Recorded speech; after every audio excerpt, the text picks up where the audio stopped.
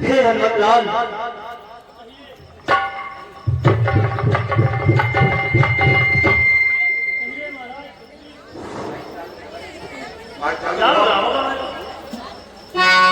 Hello, हाँ महाराज कहिए। ये क्या हुआ लखनलाल को? हे महाराज सुग्रीव, कहे हनुमत, भैया लखन रावण के पुत्र मेघनाथ से युद्ध कर रहे थे।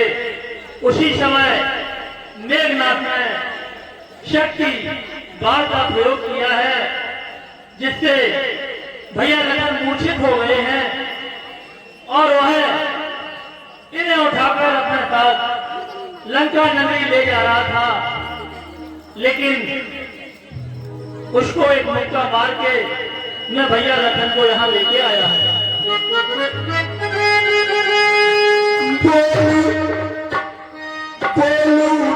संसार की गुप्त शक्तियां नमो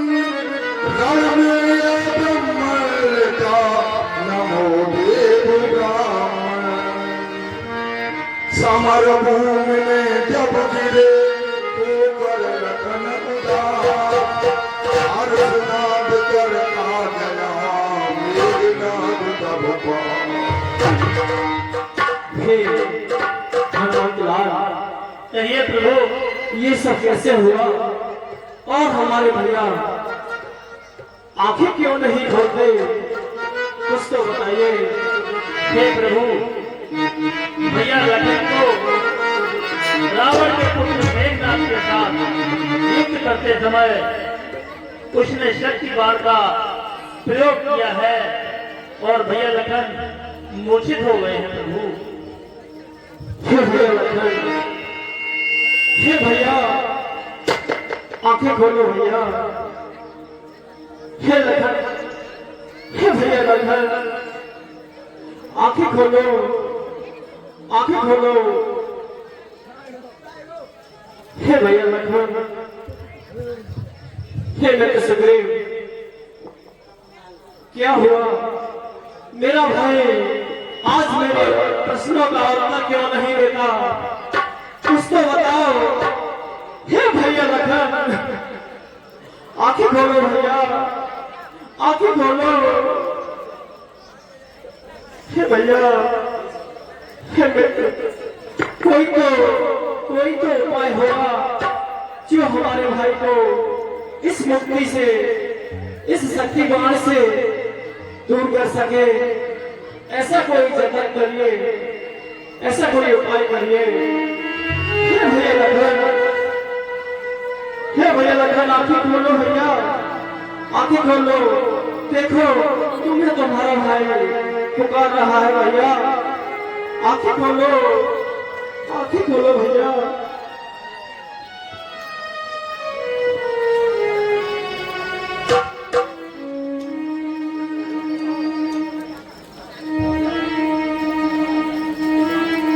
भैया लखन, अगर आज तुमने आंखें नहीं खोली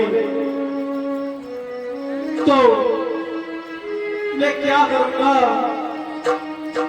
और मैं अवध में जाकर सभी को क्या जवाब दूंगा? इसलिए आज तो तुझे आंखें खोलने ही पड़ेगी। हे भैया लखन, आंखें खोलो भैया, आंखें खोलो। उठो लखन, उठो।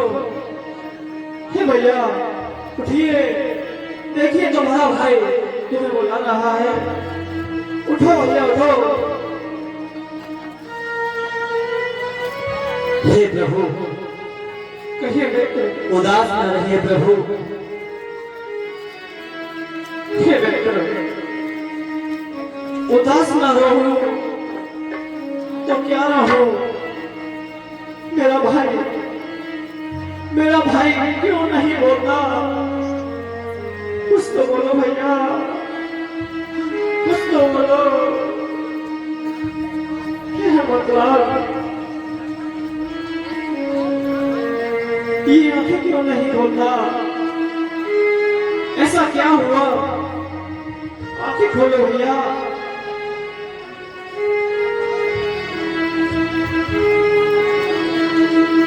भैया लखन, स्वर्ग से सुंदर सपनों से प्यारा था अपना घरबार। भैया लखन, स्वर्ग से सुंदर सपनों से प्यारा था अपना घरबार। मेरा घरबार बिछूटा लखन तेरा प्यार बिछूटा। मेरा घरबार बिछूटा लखन तेरा प्यार बिछूटा।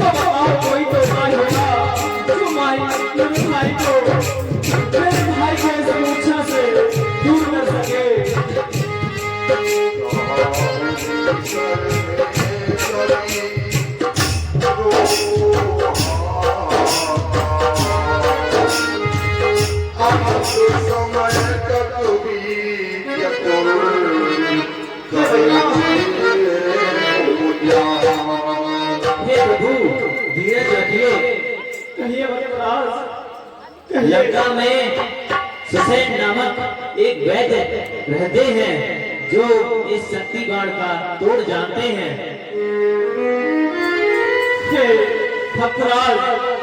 लेकिन लंका तो हमारी दुश्मन है, कहाँ कौन जाएगा और कौन कैसे सुसैन को लेकर आएगा?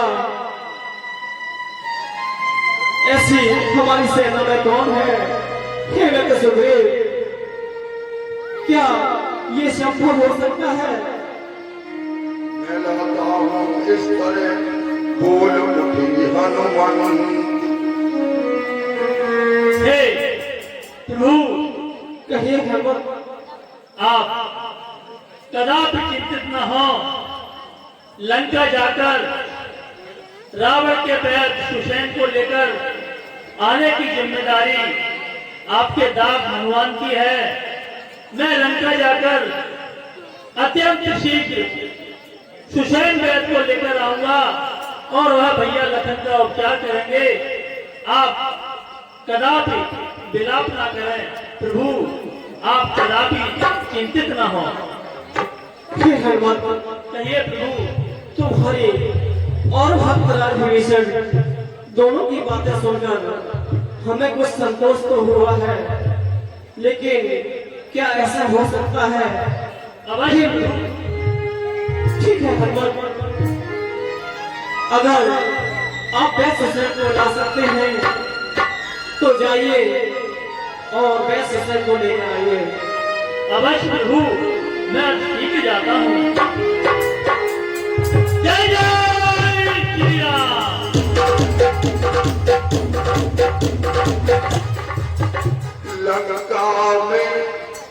लंका में एक सुसैन वैद वे क्या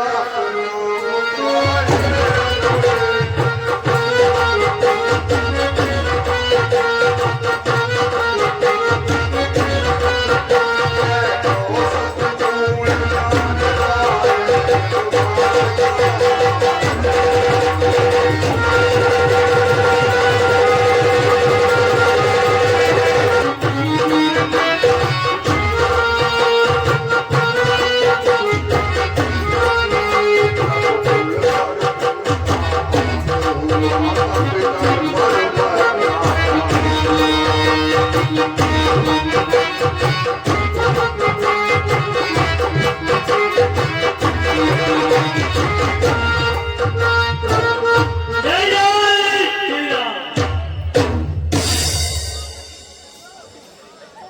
मैं लंका तो आ गया हूँ और वैद सुसैन का यही आवाज है और वैद जी सो रहे हैं और पिंटू, मेरी आवाज को सुन रहे हो तो तुरंत मैं रूम में पहुंचा। पिंटू, चंद्रशेखर, जहां भी मेरी आवाज आ रही हो, जहां भी हो पिंटू, तुरंत मैं रूम में पहुंचा। यह लंका नरेश रावण के राज्य के वैद हैं। मैं अगर इनसे चलने के लिए कहूंगा तो पता नहीं चले, अन्यथा न चले।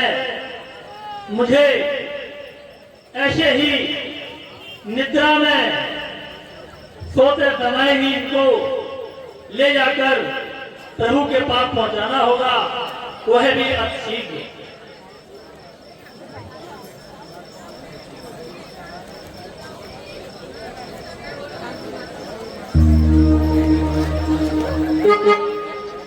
बाली समय रवि बच लियो तो तीनों लोग बाया दियारो।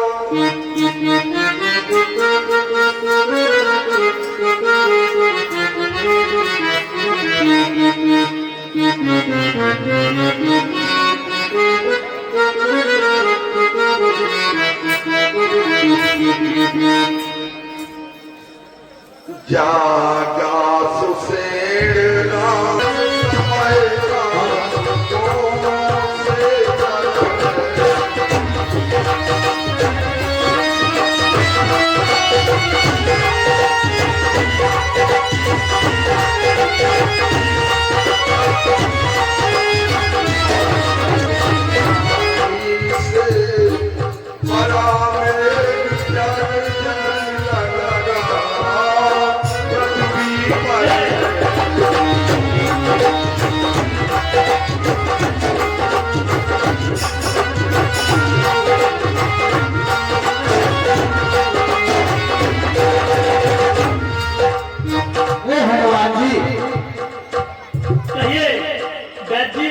तो मुझे क्या कर ले आए हो? हे, सुषेण बैद जी, कहिए। मैं आपको लंका नगरी से सोते समय ही उठा लाया हूँ। इसके लिए मुझे क्षमा करना, लेकिन मेरे प्रभु की आज्ञा थी जिसको मैं हरगिज टाल नहीं सकता था। इसलिए हमारे भैया लखन को शक्ति बाढ़ का आघात हुआ है। आप इनका उपचार करें। हे प्रभु, सन्मुख देख सुसेन को बोले कौशल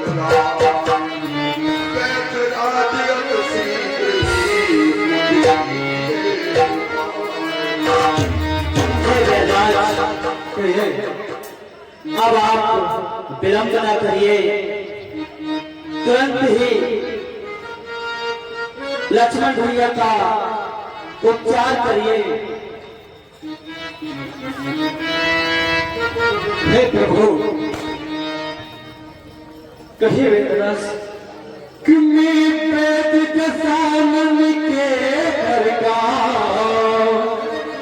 और किस करे आपका कार्य करो, अनुचित होगा या दोपहरी को लंका पति किया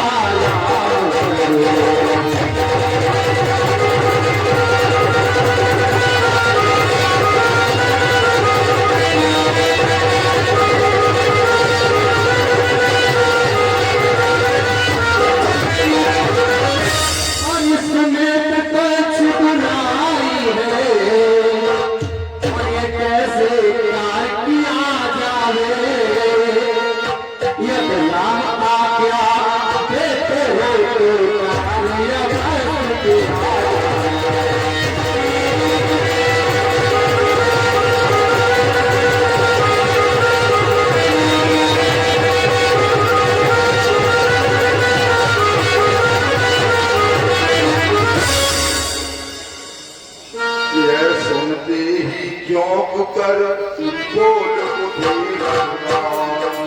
धर्म छोड़ने की कभी रावण बेगाना। अगर आप ऐसी ही बातें करते हो तो मैं कभी आपको ये सलाह नहीं दूंगा कि आप अपना धर्म छोड़े, अपना कर्तव्य छोड़े।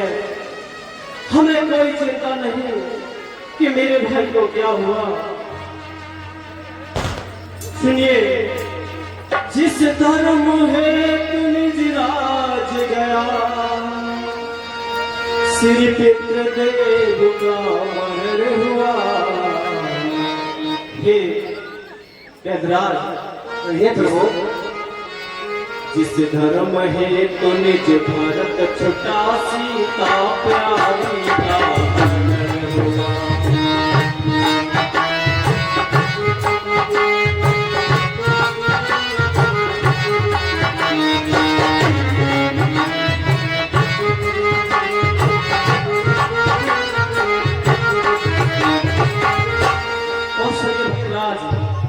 जिस धर्म संकट पर आया तो लक्ष्मण भी आवाज यही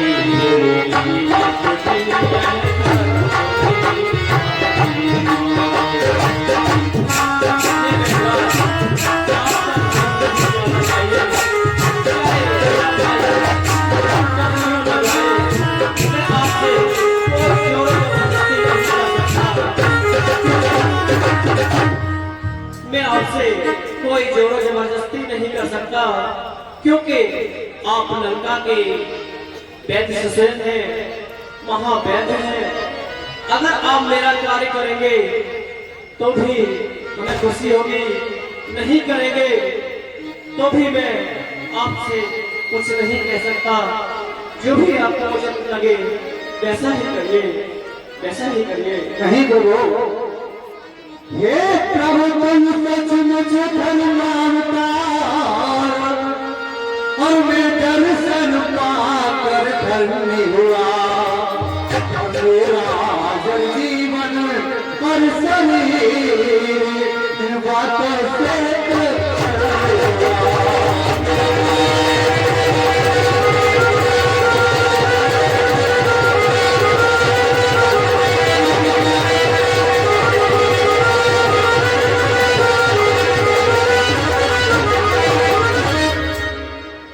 प्रभु।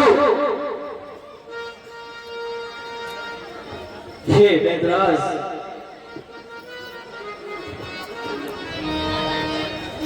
आपने देखिए, आपने जो धर्म और अधर्म की बात कही है तो सुनिए।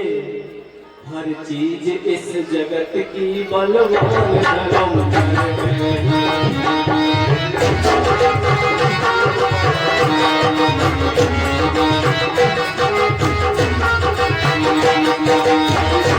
इस जगत की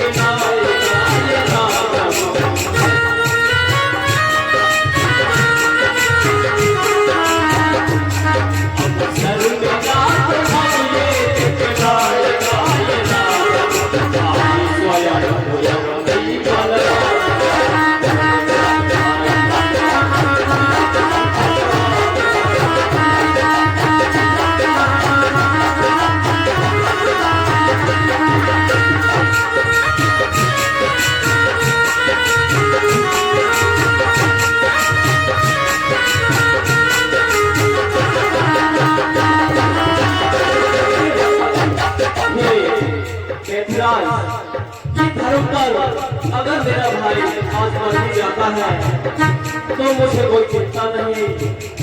हमने धर्म संकट बहुत ही झेले हैं, बहुत धर्म संकटों में पड़े हैं, और ये धर्म संकट आ जाए तो मुझे इससे कोई चिंता नहीं। अगर आप नहीं चाहते कि मेरा भाई जीवित हो तो आपकी मर्जी। नहीं प्रभु, ऐसा नहीं होगा। जो आपके भाई पर संकट आ जाए, लंका में रह कर हे वेदराज, कहिए प्रभु। ऐसा आप कैसे कह सकते हैं कि आपके भाई पर कोई संकट नहीं आ सकता? क्या कारण है इसका? कि प्रभु आपको धर्मावतार मैंने पहचान लिया, इसलिए आपके भाई पर कोई संकट नहीं आएगा। हे वेदराज, आप तथादर्शी हैं, महावैद्य भी है, इसलिए कोई ऐसा उपाय करो जो ये धर्म संकट है दूर हो जाए। हे प्रभु, मैं उपाय बता रहा हूं। इनको ऐसी शक्ति लगी हुई है जो सुबह तक कुछ भी हो सकता है। तो मैं नजर देख करके बताऊंगा क्या होगा। हे वैद्यराज, कहिए प्रभु। अगर ऐसी बात है तो देखकर बताइए क्या है, क्या होगा और इसका क्या उपचार हो सकता है। हे प्रभु, कि लक्ष्मण के प्राणी अब तो लक्ष्मण के प्राणी अब तो जाते सर झुकाए, रघुनाथ हाथ धोलो भाई की जिंदगी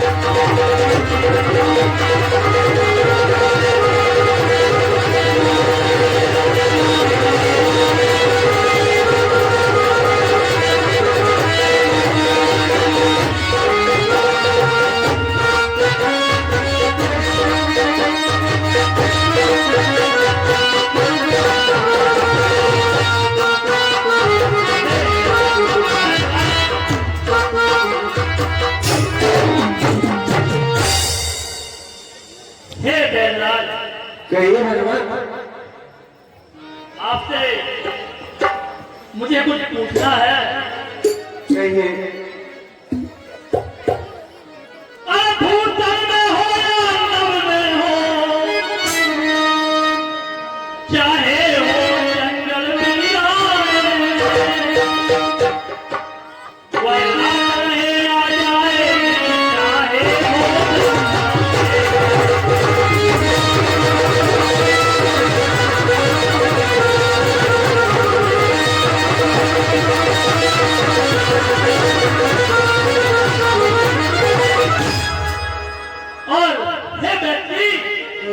थोड़ा मुझे और बताए कि कैसा है उसका रंग रूप, कि पिठोर हाथ वाहे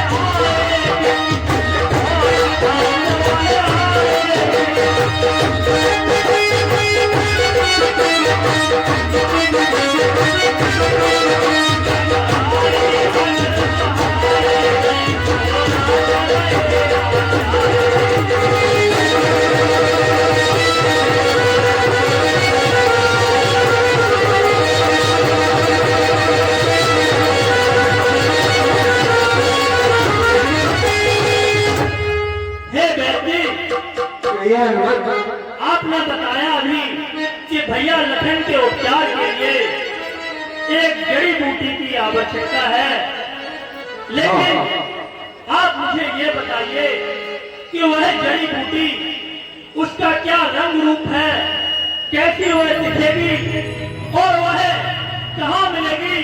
इस दुनिया के किसी भी कोने में वह बूटी मिलेगी? प्रभु का यह दास वहां से लेकर आएगा, आपसे पता बताएं और उसका रंग रूप बताएं। हे हनुमान जी, कहिए बैदराज।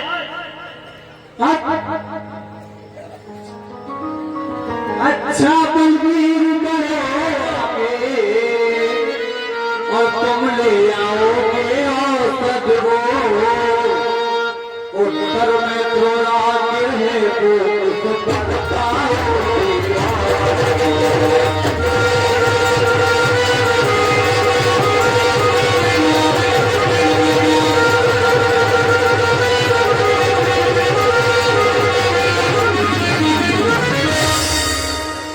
ज्वाला की बात चमकती है। हे हनुमान जी, कहिए बैदराज।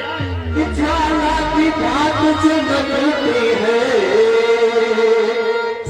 ये रंगीन हजारों तीर बहार, पीली पीली और काली जो है जो बन जाए।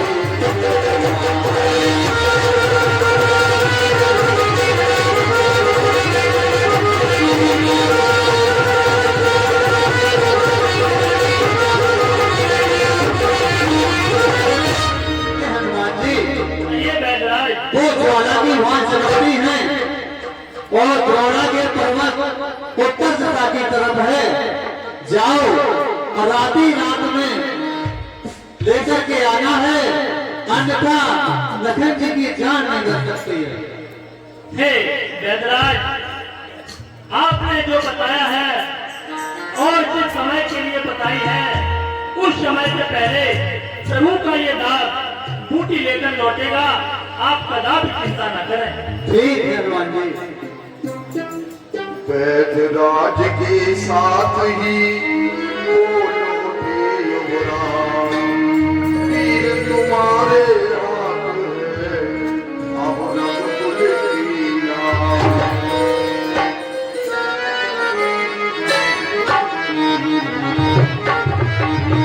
हे हनुमान, कहिए प्रभु। जो बैदराज जी ने कहा है कि उत्तर दिशा में द्रोणागिरी पर्वत है, वहां पर पहुंचना होगा और सूर्योदय होने से पहले आपको वो संजीवनी बूटी हमारे भैया के लिए लानी है। क्या ये संभव है? हे हमें प्रभु, तो ये सब असंभव सा दिखता है। हे प्रभु, कहीं हनुमान, जिस पर आपकी दया और कृपा हो, उसके लिए संसार में कोई भी कार्य असंभव नहीं है। जो आपके श्री चरणों का नाम लेकर जो भी काम करता है, वह चाहे कितना भी कठिन क्यों न हो, वह पूर्ण होता है। इसलिए प्रभु, आपके श्री चरणों के आशीर्वाद से आपका यह दास हनुमान समय रहते बूटी लेकर अवश्य आएगा और हमारे भैया लखन फिर से उठ बैठेंगे। आप कदापि चिंता न करें प्रभु। ठीक है हनुमान, लेकिन जो हमें बताया है, वैद्य जी ने जो कहा है, उसका ध्यान रखते हुए तुमको सूर्योदय से पहले ही वापस आना है। इसका याद हमेशा ख्याल रखना। हे प्रभु, जिस पर आपकी कृपा हो, वह कार्य समय से पहले पूरा होगा। आप चिंता न करें, आपका आशीर्वाद आप पर बना रहे। समय से पहले जड़ी बूटी द्रोण पर्वत से मैं अवश्य लेकर लौटूंगा। हे हनुमान, कहिए महाराज। लेकिन ये सूर्योदय से पहले ये काम अब शीघ्र हो जाना चाहिए। हे प्रभु, हे महाराज, आप कदापि चिंता न करें।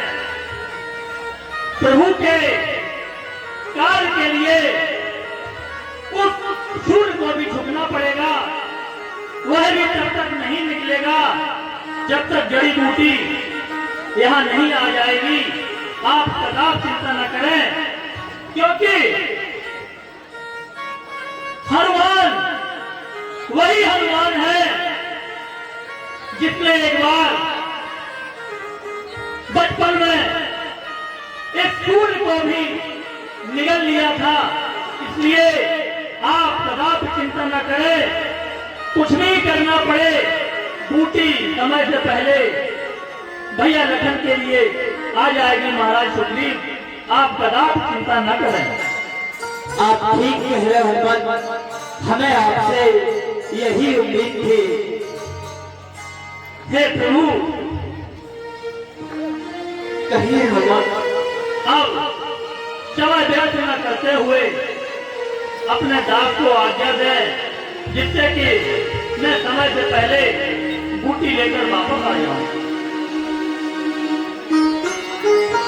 ठीक है।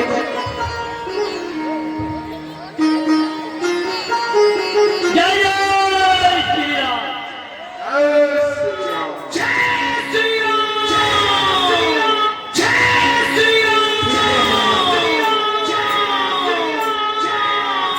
मैं तुम्हें सफल मनोरथ के आशीर्वाद देता हूँ। जाइए और अपना कारण पूर्ण करिए। पुकारा जिसने सुनी उसकी बजरंग बली।